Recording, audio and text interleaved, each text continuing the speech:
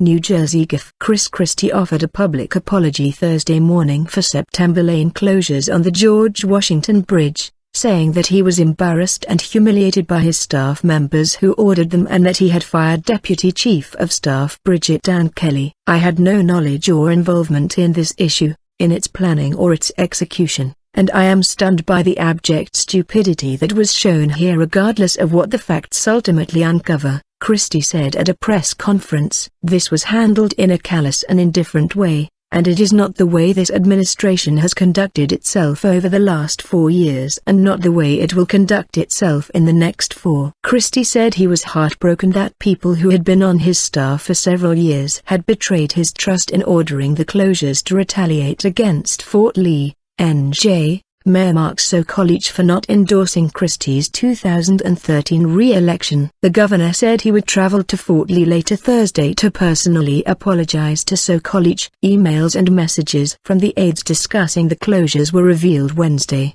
and while they do not directly implicate Christie in the shutdown, they do contradict his assertions that the closings were not punitive and that his staff was not involved. The governor said he was blindsided by the news Wednesday, and that while he had no prior knowledge of the damning emails Kelly wrote requesting the lane closures, which caused major traffic jams on the heavily traveled bridge, he said he was ultimately responsible for his staff's actions. Christie said he would ask Bill Stepien, his former campaign manager, to remove his name from consideration to be the new chair of New Jersey's Republican Party and to terminate his consulting work with the Republican Governors Association, because of the callous indifference revealed in Stepien's emails about the incident.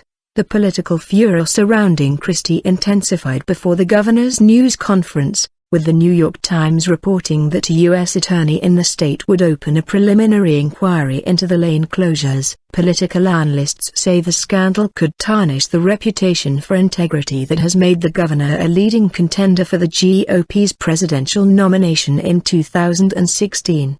The messages from Christie's aides were obtained by the Associated Press and other news organizations amid a State House investigation into whether the huge traffic backup was intended as retribution against Sokolich, a Democrat, for not endorsing Christie for re-election. "Time for some traffic problems in Fort Lee," Kelly wrote in August in a message to David Wildstein, a top Christie appointee to the Port Authority of New York and New Jersey. "Got it," Wildstein replied. A few weeks later, Wildstein closed 2 of 3 lanes connecting Fort Lee to the bridge, which runs between New Jersey and New York City. Local news site NorthJersey.com reported that emergency response teams were delayed in 4 separate cases due to the lane closures. In one of the cases, a 91-year-old woman reportedly died. Kelly had no immediate comment. "The political impact may be serious," analysts say. Deborah Howlett, former president of consultant firm New Jersey Policy Perspective,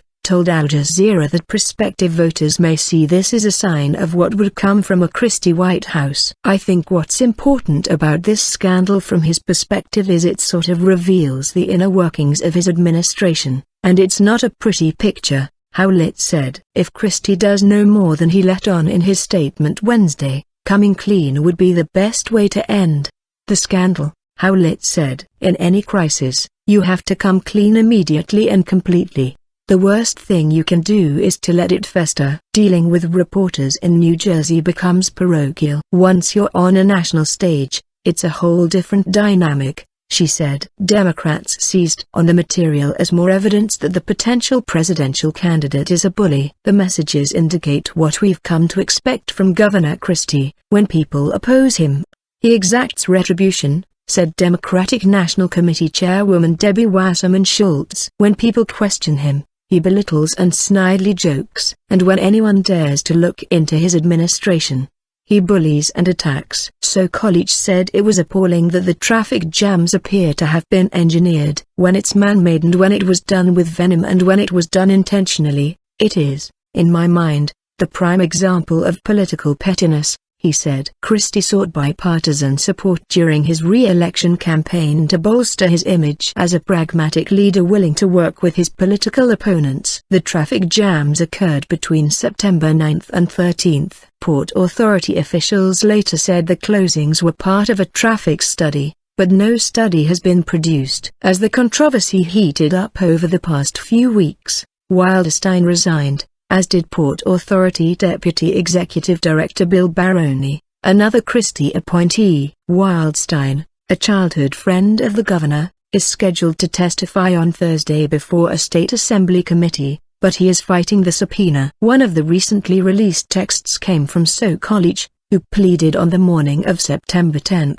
"The bigger problem is getting kids to school. Help please." It's maddening. Within minutes of Sokolich's plea, an unidentified person commented in a text message, "Is it wrong that I am smiling?" Someone joked in another text that the youngsters referred to by Sokolich are the children of Bono voters, a reference to Christie's Democratic opponent for governor, State Sen. Barbara Bono. Also among the correspondence, some of which was blacked out, is an email from Wildstein to Kelly on September 7, 2 days before the lane closings. He said he would call her to let you know how Fort Lee goes. Most of the emails were sent using private accounts rather than government ones, which would be subject to open records laws and therefore public. The Democratic National Committee released a web video detailing Christie's prior assurances that neither he nor his staff had anything to do with the lane closings. "I've made it very clear to everybody on my senior staff that if anyone had any knowledge about this, that they needed to come forward to me and tell me about it, and they've all assured me that they don't," Christie said in mid-December. Wasserman Schultz said the new material proves that the governor's office ordered lane closures that were intended to make first responders experience delays,